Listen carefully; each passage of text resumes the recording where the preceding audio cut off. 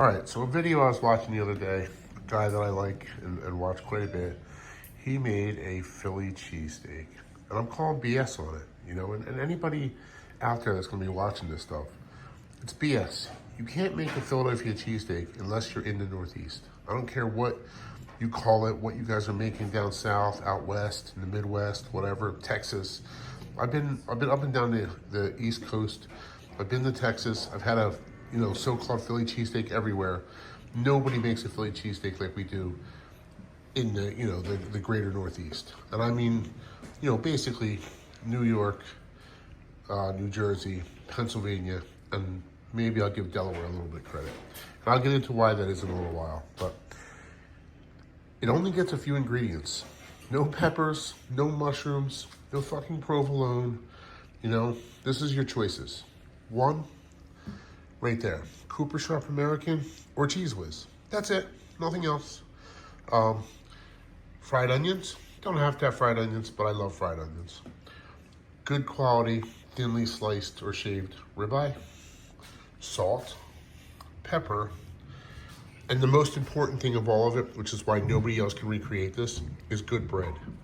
And in the Northeast, we're blessed to have great bread.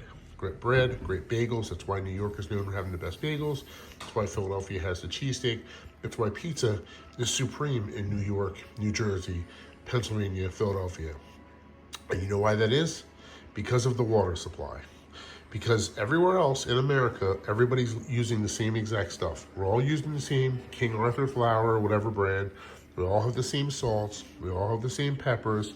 We all have access to the same meats, which is only 3 meat suppliers in all of America. An onion is an onion.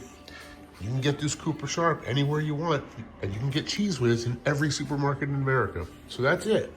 So you could, anywhere else in America, you can do this. I agree. But you don't have this. And without this, you're screwed. Nothing you can do about it. So bear with me while I make you guys a real Philadelphia cheesesteak. This is a seeded roll. That's Lucio's Bakery. There are 2 other bakeries in this area. There's probably some really good bakeries in New York as well, but I'm not familiar with them. But I'm very familiar with Lucio's. There's 2 more right outside Philadelphia and in Philadelphia that would suffice for what we're doing here. So I'm gonna get going with this. I'm gonna cook this on my made-in griddle. All right. So let's get started. Thanks. All right. So we got our griddle on. All right. First thing we're gonna do is put down a touch of oil. I use avocado oil. In most cheesesteak places, which I've worked in cheesesteak places, you don't even have to put anything on the grill other than the first thing in the morning. Because the rest of the day, the fat from all the cheesesteaks and stuff that you make really seasons the grill and it works well. So start off here with this oil, and we're gonna throw down our onions first. You hear them start to sizzle. And we're probably gonna let them go. But in a restaurant, in a pizza restaurant or a cheesesteak place, you would have these done. You would do these on a big flat top griddle, and you would do these like first thing in the morning. You probably make about 5 pounds worth or so, depending on the volume of cheesesteaks that you're planning on selling. So we gotta cook these some raw. So they're gonna take a few minutes. So bear with me. You're just periodically gonna stir them, keep tossing them, keep flipping them until they start to get some color. So the only tools I'm going to use to make this are, and actually I'm a little pissed off right now because I can't find my one, but I got a wooden teak flat-handled spatula, and I got my metal spatula here, which I'll use for chopping the cheesesteak meat up. This is all you need. I mean, actually, normally I have one of these that's about 6 inches long with a rounded tip, but I can't seem to locate it right now. So you can see them starting to get some color. So probably another 3-4 minutes, and then we're going to push them off to the side. All right, I'm happy with this color. I'm gonna take these off the griddle for now, only because this griddle's not real big, and I gotta put a fair amount of meat on it. So I'm gonna pull these off, put them off to the side. Normally, like in a restaurant setting, you would just push them off to the side of the, the cool side of the griddle. But I don't have one of those. This thing's over 2 burners and they're both blazing. So here's our meat. We're gonna go ahead and put this down. And we're gonna let that start going. and we'll, start recording it in a minute. In the meantime, I'm gonna get out this roll here. Beautiful Lissio's roll. All right, and I'm going to cut it, not all the way through. All right, cut it up, and then you're just gonna slowly kind of open it so that you're able to stuff your meat into this when it's ready to go. Look at that, how beautiful that is. So you got that prepared. I'm gonna switch back around over here to the steaks.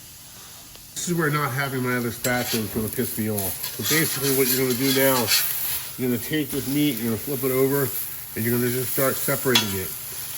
Normally I would have 2 spatulas doing this, but I gotta use this wooden handle thing. And, the meat was a touch frozen still, but you see what you do? You just keep breaking it up, get it into manageable chunks, right?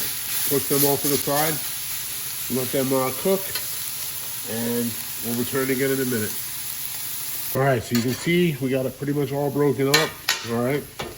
And this is the sound I love, actually. Working in a cheesesteak place, there's nothing like the sound of, well, this doesn't give it justice, when you're on an actual big, solid, flat top grill, and you're cooking this kind of meat, and you're just chopping through the steak, My wife's not happy about it at this time, because, all these little bits of steak and whatnot are flying all over the kitchen right now. But that's how it goes down when you make cheesesteaks the real way, the Philadelphia way.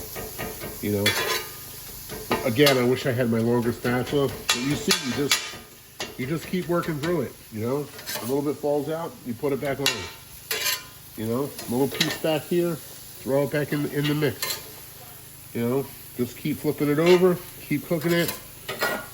All right. You keep chopping it until you get them into nice pieces.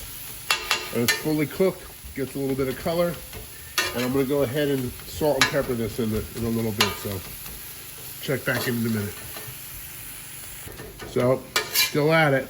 I turned the heat down a little bit because it was a little hot.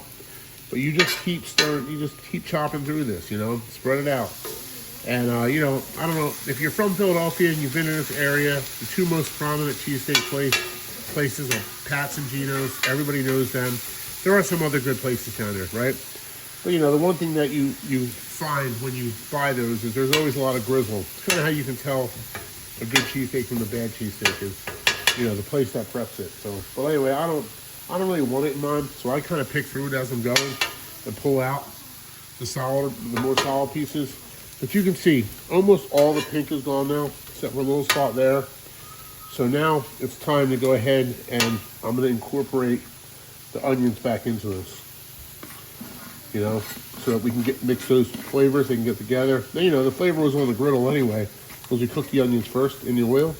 So now you just add them, and the same thing, same process. Just keep chopping them through. A lot of meat right there, right? You can see all the onions. The meat is all cooked and whatnot. And here's the next step. Next thing we're going to do is the cheese that I'm going with today. It's called Cooper Sharp. So we're going to go ahead and lay down several slices of this. Quite a bit.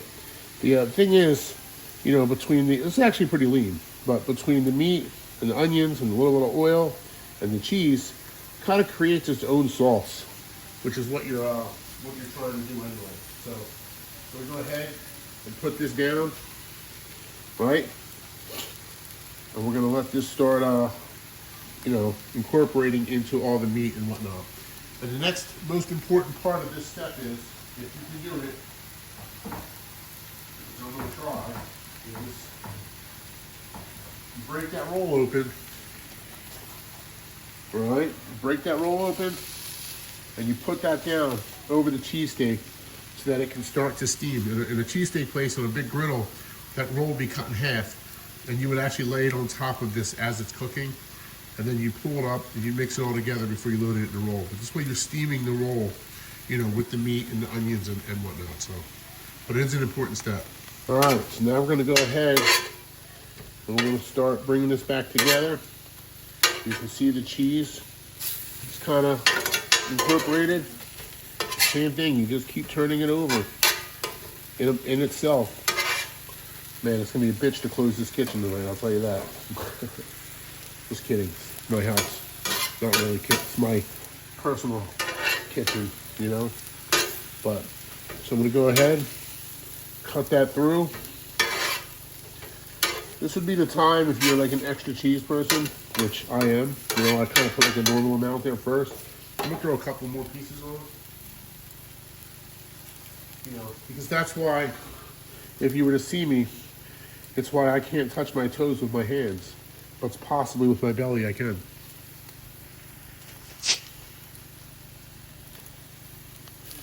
All right, so we're kind of ready to get this thing on the roll. And this thing's a beast, let me tell you. So I'm gonna start at this end, and you start loading it into the roll. And I don't know how much I need. You know, just keep eyeballing it as I go. So make sure it's proportioned nice on the roll as you work all the way down. Actually, what I'm gonna do now is I'm gonna flip this around. All right, I'm gonna go ahead, load this side. Spatula's getting a little hot, but you know, such is life, right? Good food is always worth a little pain, in my opinion. Go ahead and turn these off. They don't need to be on anymore. And there's only a little bit left. I'll get this all on.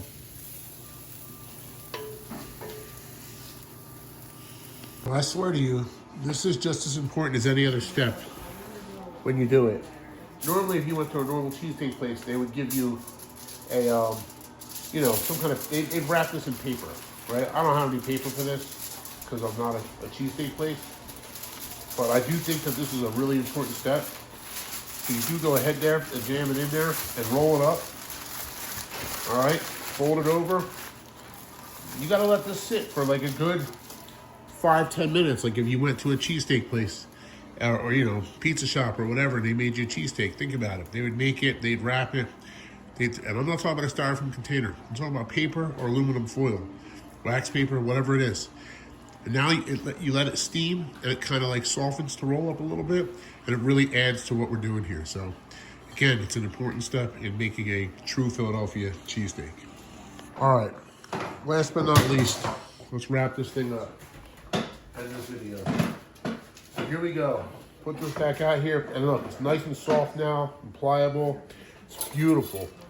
I'm gonna go ahead and I'm gonna cut this. I don't even want half. I'm gonna cut a third, or no, a little more than a little more than a third. And this third, this is gonna be my dinner tonight. This piece here, I'm gonna wrap back into foil. And I'm gonna slide it into the Lucio's Bakery sleeve that they provided me with. And I'm not really sure what I'm gonna do with it. I don't have any friends to give it to. I don't really have any friends in general, let alone friends near me. So I might just have to give this to somebody randomly walking down the street, honestly. So whatever. Hope you enjoyed the video. Give me a like, comment, follow, you know, but please, for the love of God, if you're out there and you're a chef or you're a cook or a home cook or whatever, stop calling them Philadelphia cheesesteaks, because what you guys are doing is just not that.